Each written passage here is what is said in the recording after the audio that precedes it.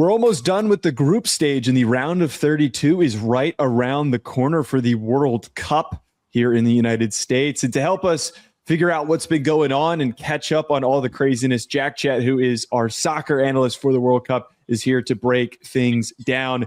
Jack, as I said, we're getting really close. Teams have already clinched spots. Teams have already established that they did not come prepared for this year's tournament. I want to start by asking you, is there a team that is at the risk of missing the round of 32 and not making the cut? Is there a team that would be really shocking if that came to fruition? Yeah, I think it's hard to say right now because there's a lot of predicted brackets going around at the moment. And you can never really judge that until the final ball is kicked off the group stages.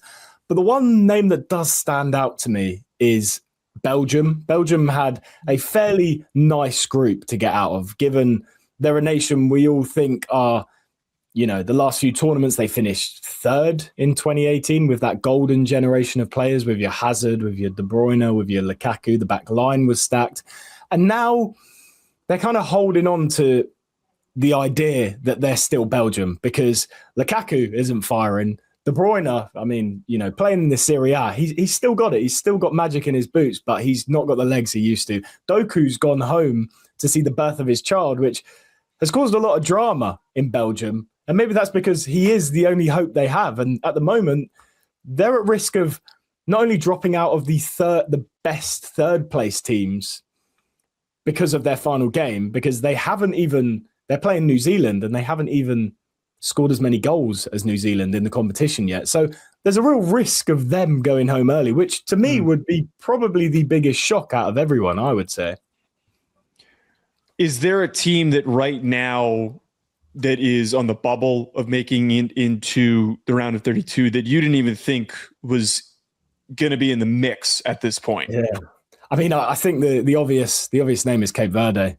They need to, they're in the best third place teams at the moment, or they have enough points to qualify basically, with 2 at the moment after getting a draw with Spain in their first game. And so I think Cape Verde could pull it out the bag, to be honest. It would be a total shock given it's their first World Cup, but I guess that would just blow all of our heads away. That's unheard of, I would say. Is there a team for you that maybe they are going to be in the mix for the actual bracket? Is there a team for you that, we talked about this a little bit last week, that's just been a disappointment overall? You haven't seen the same level of dominance you were maybe expecting for that team. Is there somebody who fits that criteria?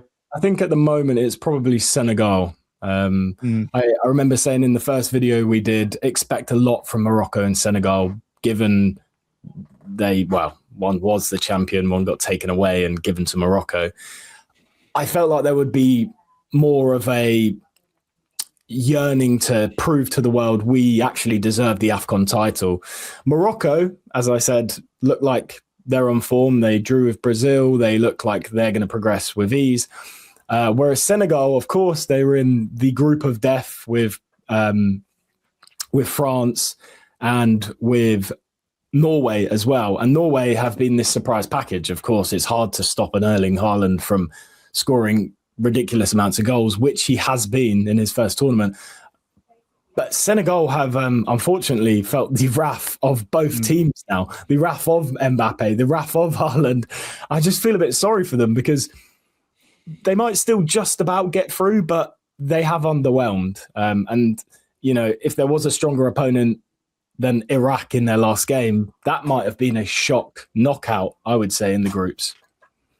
One thing that's been really cool is seeing this old man renaissance going on where Messi and Ronaldo are going back and forth with one another over various records. And the one most recent one that was incredible is that Ronaldo became the oldest player at 41 with a multi-goal game. And the significance of that, for those who've been following the tournament, know he took that away from Messi, who got it the week before, who we talked about his race going on with Mbappe right now. How cool is it, just having followed soccer your whole life, to see this at the end of their careers, probably Ronaldo's last World Cup? How cool has that been to see them still playing at such a high level? Honestly, it's such a joy to watch. There was a point recently where you're almost a bit fed up with Ronaldo and Messi stealing the headlines still. And I think that was like the last World Cup.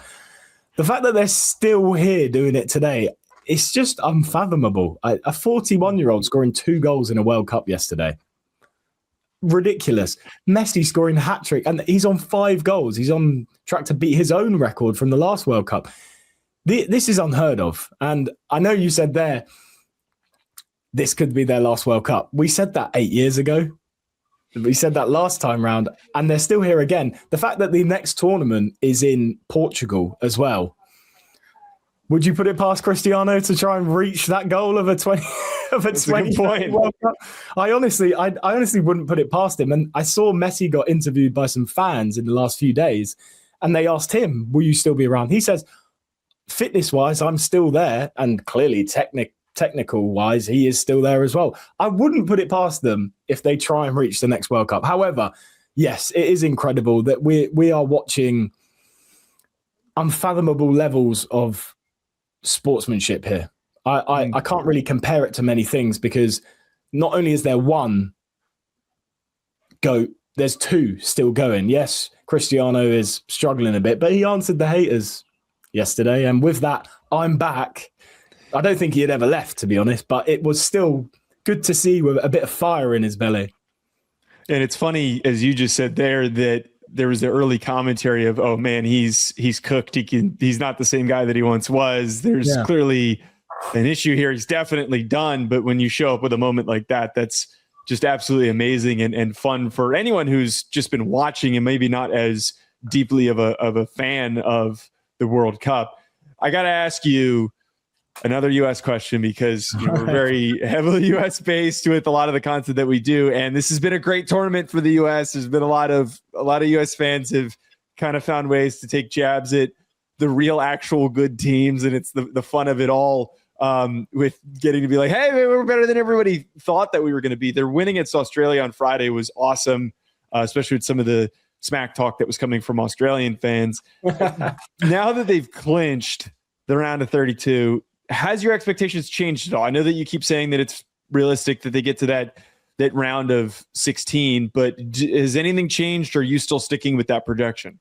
No, I honestly think I saw as you said earlier, we saw the brackets for the predicted, and I do think the US have a nice route, actually. They are on the harder side of the draw, I must admit, harder side of the bracket, because I think on that side, you'll have a Spain, you'll have a France, you'll have a Germany. But I do think, I believe it's the fact that they could meet Germany in the quarterfinals, I think.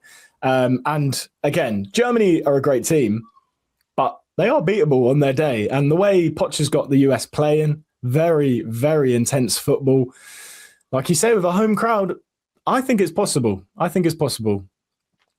If there was something theoretically that does hold them back unexpectedly, because you're riding the high of the first 2 games, but if they abruptly lost in the round of 32, what do you think that main weakness could be?